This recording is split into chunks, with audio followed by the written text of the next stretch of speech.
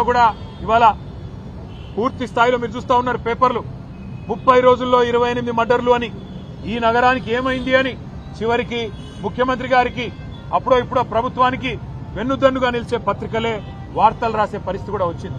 అందుకే ఇవన్నిటి కూడా డీజీపీ గారు దృష్టిలో పెట్టుకోవాలని వెంటనే మేము ఏ విషయాలైతే ఇప్పుడు వారి దృష్టికి తీసుకొచ్చామో వీటి మీద స్పందించాలని కోరినాం. డీజీపీ గారు అన్ని కూడా పరిశీలిస్తా అని చెప్పారు.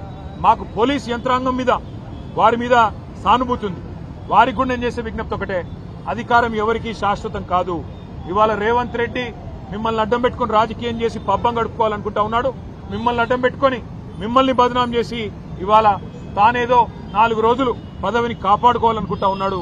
ఇది మంచిది కాదు. వ్యవస్థలకి ఈ రకంగా అండగా నిలబడ్డామనే మాట కూడా చెబుతూ సోషల్ మీడియాలో కూడా మా తమ్ముళ్ల మీద కేసులు కానీ ఇంకోటి కానీ జరిగితే తప్పకుండా మేము కూడా అంతే స్థాయిలో స్పందిస్తాం. భవిష్యత్తులో ఇదే రకమైన ఒరవడి కనుక కొనసాగితే మాకు కూడా తప్పదు, చర్యకు ప్రతి చర్య కూడా తప్పదు అనే మాట కూడా డీజీపీ గారికి చెప్పాం. అప్పుడు మమ్మల్ని నిందించవద్దని కూడా చెప్పాం. 10 ఏళ్లు శాంతియుతంగా రాష్ట్రాన్ని నడిపిన వాళ్ళం మేము. రాష్ట్రాన్ని 14 ఏళ్లు కొట్లాడి తెచ్చిన వాళ్ళం మేము. ఈ రాష్ట్రం యొక్క బ్రాండ్ ఇమేజ్ దెబ్బతినొద్దు, హైదరాబాద్ బ్రాండ్ ఇమేజ్ దెబ్బతినవద్దు అనే ఆరాటంతోనే సంయమనంగా ఉన్నాం. నిన్న కావాలంటే మా తమ్ముడు ఒక కనుసైగ చేస్తే యాదరి కిషోర్ గారు 500 మంది ఆ 50 మందిని పొట్టు కొట్టేటోళ్ళు. కానీ మేము శాంతియుతంగా నిరసన చెప్పాలనుకున్నాం, రైతుల పక్షాన ఉండాలనుకున్నాం, మేము నిలబడ్డాం శాంతియుతంగా. కానీ మా సహనాన్ని, మా మంచితనాన్ని, తెలంగాణ మీద మాకున్న ప్రేమను చాతగాంతనంగా, మా అసమర్థతగా, మా ఓపికను పరీక్షిస్తే మాత్రం చర్యకు ప్రతి చర్య కూడా తప్పదు. అప్పుడు మమ్మల్ని నిందించవద్దని చెప్పి కూడా డీజీపీ గారికి, ఈ ప్రభుత్వానికి చెప్తా ఉన్నాం. మళ్ళొకసారి పాత్రికేయ మిత్రులకు కూడా ధన్యవాదాలు తెలియజేస్తా ఉన్నా.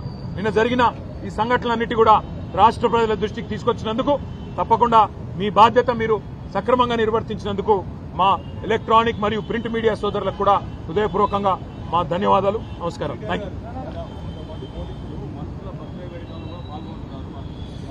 డీజీపీ గారికి అది కూడా చెప్పాం. ఇవాళ కొంతమంది పోలీసులు మంత్రుల బర్త్డే కార్యక్రమాల్లో పరవశించిపోతా ఉన్నారు, కేకులు కోస్తున్నారు, డాన్సులు చేస్తున్నారు, స్పీచ్లు ఇస్తున్నారు. వాళ్ళ మీద కూడా చర్య తీసుకోండి. ఇట్లా ఒక డీఎస్పీ గారు ఉంటే కింద సిఐ గారు, ఎస్ఐ గారు, కానిస్టేబుల్కి ఏం సంకేతం పోతుందండి అని చెప్పి కూడా డీజీపీ గారికి అని చెప్పాము. ఆ విషయంలో డీజీపీ గారు కూడా అన్నారు, అవును కొన్ని చోట్ల ఇటు జరుగుతున్నాయి, నేను కూడా చూస్తా ఉన్నాను, తప్పకుండా వారి మీద కూడా చర్య తీసుకుంటాం, ఇప్పటికే షోకాజ్ ఇచ్చామని కూడా వారు కూడా చెప్పడం జరిగింది. Thank you. తప్పకుండా వెళ్తాం. ఎందుకు వెళ్ళండి?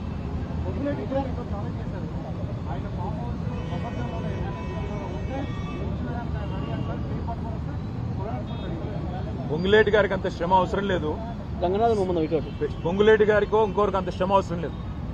ఎఫ్టీఎల్ బఫర్లో ఉన్న ప్రతి నిర్మాణం, ఇప్పటికే అన్ని సెటిలైట్ మ్యాప్లు ఉన్నాయి, ఆయనంత బాధ కూడా పడాల్సిన అవసరం లేదు. ఎలా చెరువులు పూడ్చి కట్టారో అవన్నీ కూడా సెటిలైట్ ఇమేజెస్ ఉన్నాయి, చూసుకోండి. రంగనాథ్ గారితో మాట్లాడుకోమనండి, ఎక్కడెక్కడ ఎఫ్టీఎల్లో బఫర్లో ఉన్నాయో వాటిని కొట్టడం ప్రారంభించండి.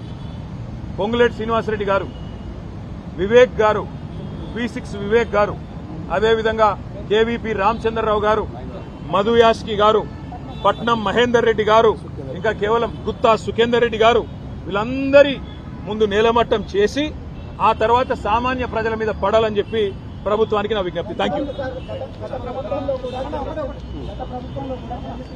ఎక్కడ ఏం జరగలేదు. Thank you.